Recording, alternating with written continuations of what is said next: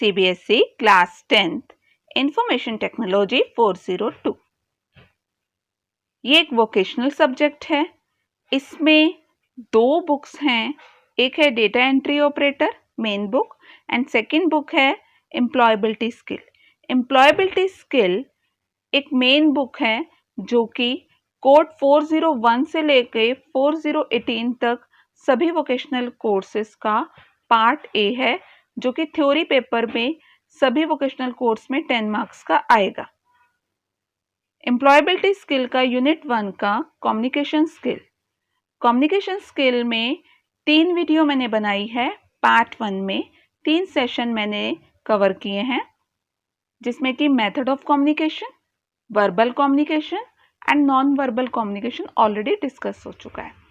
इस वीडियो में session 4 and 5 यानी कि communication cycle, importance of feedback, barrier of effective communication हम डिस्कस करने वाले हैं।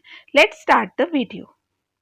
This is Sonia Khanna and you are watching learn with motivation.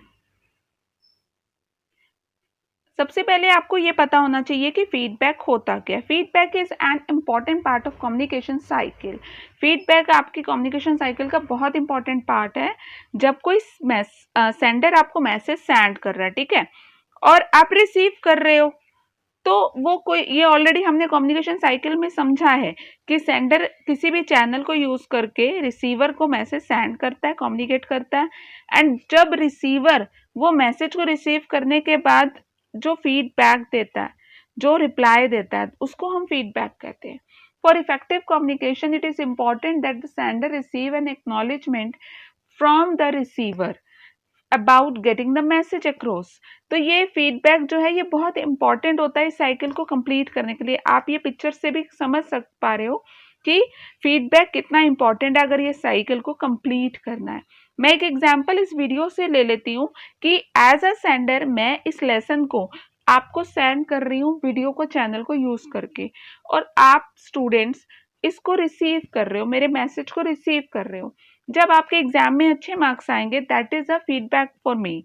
और आप क्विक फीडबैक कैसे दे सकते हो? इस वीडियो के नीचे कमेंट देकर। अब आपका जो फीडबैक है वो क्या होना चाहिए? स्पेसिफिक होना चाहिए, हेल्पफुल होना चाहिए, काइंड होना चाहिए, ठीक है। बट अब हम आगे समझते हैं कि फीडबैक के और भी कितने टाइप होते हैं। There are 3 type of feedback. Positive feedback, जब आप अच्छे कमेंट करते हो, बूस्ट अप करते हो, अप्रिशिएट करते हो, तो that is positive feedback. Negative feedback, negative feedback एक एग्जांपल समझ लो, आप किसी गेस्ट, किसी के घर गए हो, तो जो आपका होस्ट है वो आपको स्माइल नहीं देता, तो वो क्या है? नेगेटिव फीडबैक है, ठीक है। लेकिन जब आप कमेंट में लिख रहे हो तब आप किसी को करेक्ट कर रहे हो, सजेशन, ठीक है। अब मैं एज अ सेंडर मैं आपके फीडबैक को कैसे लूंगी कि आप मेरे में करेक्शंस कर रहे हो। आपके नेगेटिव फीडबैक को एक पॉजिटिव वे में ही लेना चाहिए। नेक्स्ट जो आता है that is no feedback. Yes, आपको ऐसे लगता है कि मैंने कमेंट नहीं किया या मैंने रिप्लाई नहीं किया तो इसका मतलब मैंने कोई फीडबैक नहीं दिया, नहीं। जब आप कुछ रिप्लाई नहीं देते हो, ना पॉजिटिव ना नेगेटिव, तो उस समय नो फीडबैक भी एक रिप्लाई है, जो कि ये इंडिकेट करता है कि आप जो भी आइडिया शेयर किया जा रहा है उससे डिसएग्री हो।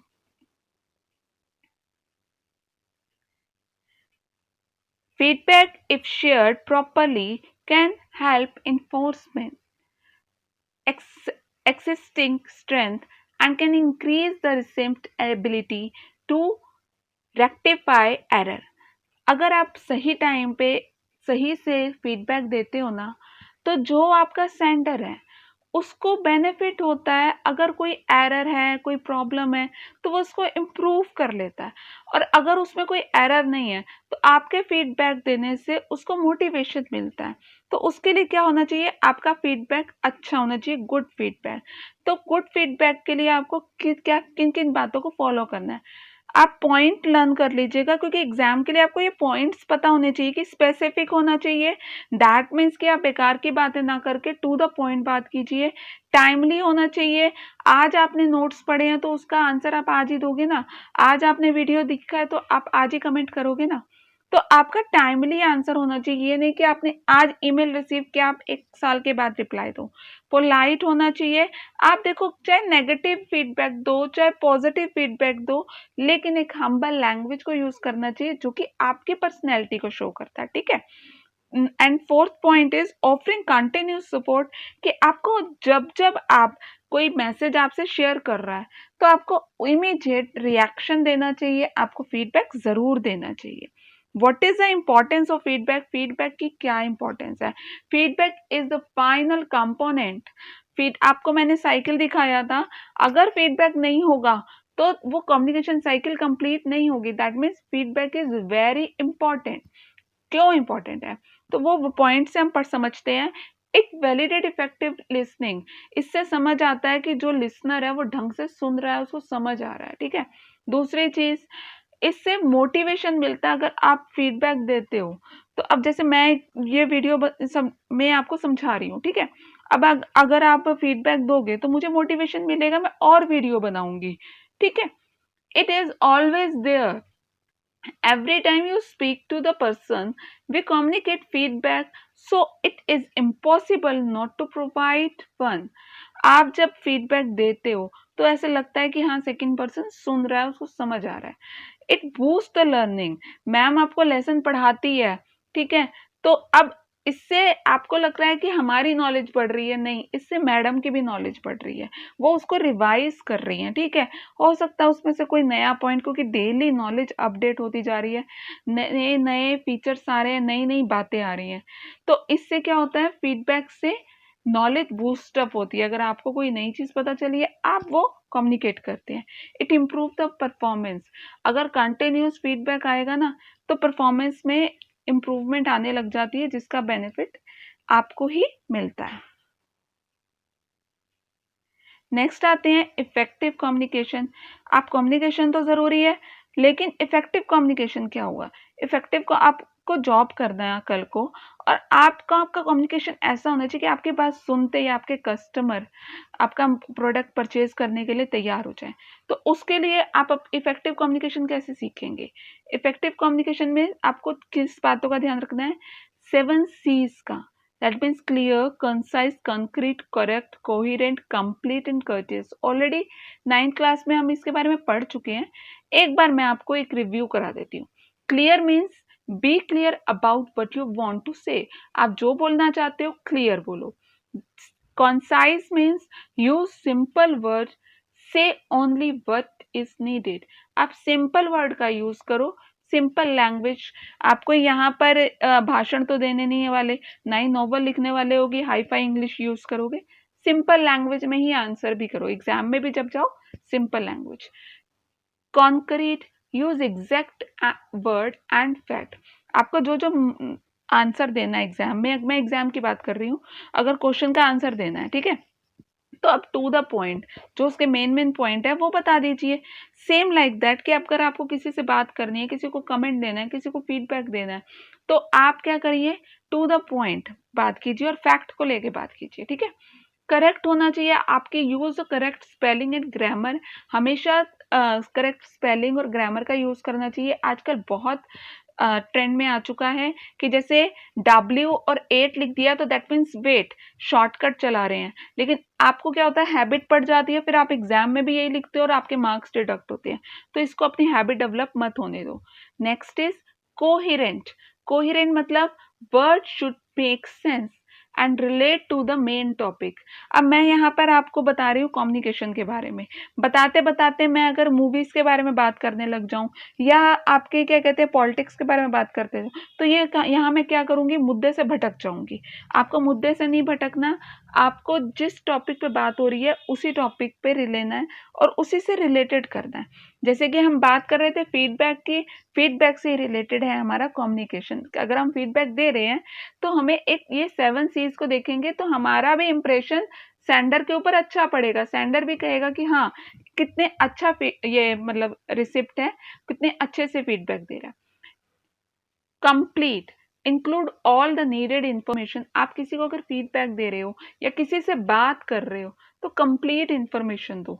अब मैं यहाँ पे आपके सामने वीडियो लाई हूँ, तो अगर इमेज दिखा रही हूँ तो मैं एक एक पॉइंट को कंप्लीट कर रही हूँ, ठीक है। नेक्स्ट है courteous, be respectful, friendly, honest, क्योंकि ये आपका नेचर है, आप बहुत अच्छे लोग हो, तो आप अपनी वो अच्छाई को बनाए रखेंगे, ठीक है। Next is barrier of effective communication, कि हमारी कम्युनिकेशन में क्या क्या रुकावटें हैं।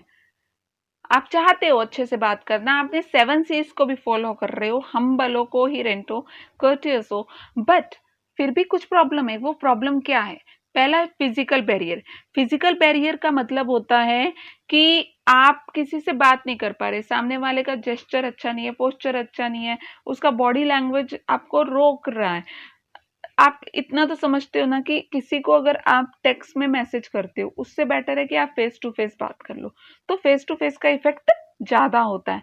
सेम लाइक दैट, अगर कोई आप में इंटरेस्ट नहीं शो कर रहा और आप उससे बात करना चाह रहे हो, तो यहाँ पे फिजिकल बैरियर आ गया। लिंग्विस्टिक बैरियर, आप आपस में बात नहीं कर पा रहे, the inability to communicate using a language is known as language barrier to communicate language. अब यहाँ पर क्या हो सकता है? मिसअंडरस्टैंडिंग हो सकती है, मिसकंसेप्शन हो सकता है। आपको हिंदी इंग्लिश आती है, सेकंड पर्सन को कन्नड़ आती है, ठीक है, तो वो आपकी बात को समझ नहीं पाएगा। इंटरपर्सनल बैरियर, किसी की लड़ाई हो गई है या आपको मम्मी ने सुबह डांट दिया, उसके बाद मम्मी अगर आपके फेवर में बात भी कर रही है, तब भी आपको समझ नहीं आ रहा क्योंकि आप ध्यान नहीं दे रहे हो। दैट मीन्स कि आपका लैक ऑफ विलिंग है। यहाँ पर आपको स्टेज का फियर है, तो स्टेज में चाहे आपके फेवर में भी बात हो रही है, आप स्टेज में बोल नहीं पाते हो। आप वैसे बहुत अच्छा बोलते हो, बहुत अच्छे से भाषण दे रहे हो, लेकिन स्टेज फियर की वजह से स्टेज पे आप बोल नहीं पाते हो, तो दैट इज स्टेज फियर। तो इसको कहते हैं इंटरपर्सनल बैरियर। नेक्स्ट है ऑर्गेनाइजेशन बैरियर। हर ऑर्गेनाइजेशन का अलग अलग तरीका होता है काम करने का। छोटी ऑर्गेनाइजेशन है, बड़ी ऑर्गेनाइजेशन है, तो वहां पे काम करने का अलग अलग तरीका है, मैनेज करने का अलग अलग तरीका है। कहीं पर क्या होता है कि आप डायरेक्ट मैम से बात करते हो, कहीं आप डायरेक्ट प्रिंसिपल से बात कर लेते हो, है ना। तो ये अलग अलग ऑर्गेनाइजेशन का अलग अलग तरीका है।